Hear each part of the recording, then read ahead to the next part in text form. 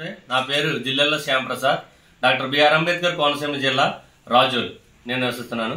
నేను గత 18 సంవత్సరాలు ఇండియన్ ఆర్మీలో పనిచేసి రిటైర్ అయ్యాను. 2021 సంవత్సరంలో రిటైర్ అయ్యాను.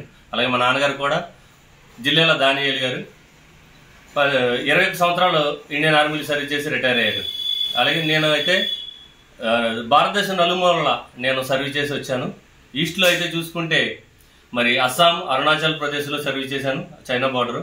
అలాగే వెస్ట్లో చూసుకుంటే రాజస్థాన్, పంజాబ్, గుజరాత్ ఈ రాష్ట్రాల్లో నేను పనిచేసి వచ్చాను. అలాగే మన మధ్యప్రదేశ్, పంజాబ్లో కూడా చేశాను. నార్త్లో అయితే జమ్మూ కాశ్మీర్లో నేను సర్వీస్ చేసి వచ్చాను. లే లదాఖ్లో చేశాను. అలాగే రజౌరి, పూంచ్ సెక్టర్లో, నౌషేరా సెక్టర్లో కూడా నేను పనిచేశాను బార్డర్లో.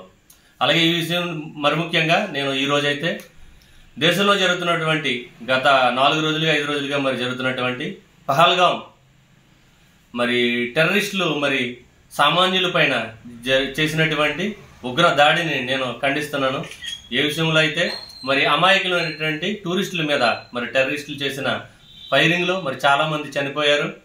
మరి ఈ విషయంలో అయితే మరి ఇండియన్ గవర్నమెంట్ మరి సింధూర్ అనే మరి సర్జికల్ స్ట్రైక్ చేయడానికి మరి పూనుకుంది.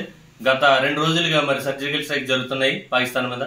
ఈ విధంగా అయితే అడ్వాన్స్ టెక్నాలజీతో మన ఇండియన్ గవర్నమెంట్ దగ్గర ఉన్నటువంటి వెపన్స్ కానీ మరి ఏ విషయంలోనేటువంటి ట్యాంక్స్ కానీ మన దగ్గర ఉన్న బలం చాలా ఎక్కువ. మరి పాకిస్తాన్ దేనికి మనతో పోటీ కాదు. అయితే మన దేశం తలుచుకుంటే, ఇండియా తలుచుకుంటే కనుక మరి 2 రోజుల్లోనే మరి పాకిస్తాన్ ఏ మ్యాప్లో లేకుండా కూడా చేసేయగలుగుతుంది. అయినా కానీ మన దేశం మీద ఎప్పుడు మరి కవింపు చర్యలు చేస్తూనే ఉంటుంది. రజౌరిలో కానీ, పూంచ్ సెక్టర్లో కానీ మేము డ్యూటీ చేస్తున్న సందర్భంలో కూడా మరి చాలాసార్లు మరి ఉల్లంఘన మరి ఏంటంటే ఫైరింగ్కి మరి ఒప్పందం ఉంటుంది. ఆ ఒప్పందాన్ని ఉల్లంఘించి మరి కవింపు చర్యలు ఎప్పుడు చేస్తూనే ఉంటుంది. మేము కూడా మరి రిప్లై ఇస్తూ ఉంటాం. మరి ఫైర్ తోటే మేము రిప్లై ఇస్తూ ఉంటాము. అలాగే మేము మా ఆర్టిలరీ రెజిమెంట్ తరపు నుంచి నేనేంటంటే 162 మీడియం రెజిమెంట్లో మరి 18 సంవత్సరాలు సర్వీస్ చేశాను.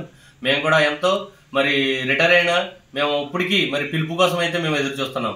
ఇండియన్ గవర్నమెంట్కి మన దేశానికి మా తరఫున ఏ సహకారమైనా మరి ఫైర్ సపోర్ట్ అయినా, ఫైరింగ్లు మరి సపోర్ట్ యుద్ధంలో పార్టిసిపేట్ చేయండి అనేసి పిలుపు వస్తే మరి మేము తప్పకుండా మేము చేయడానికి సిద్ధంగా ఉన్నాం.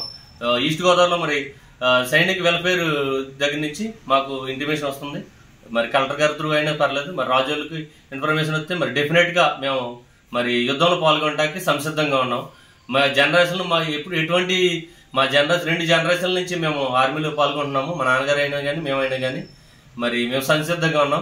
జై ఇండియా, జై భారత్, జై హింద్.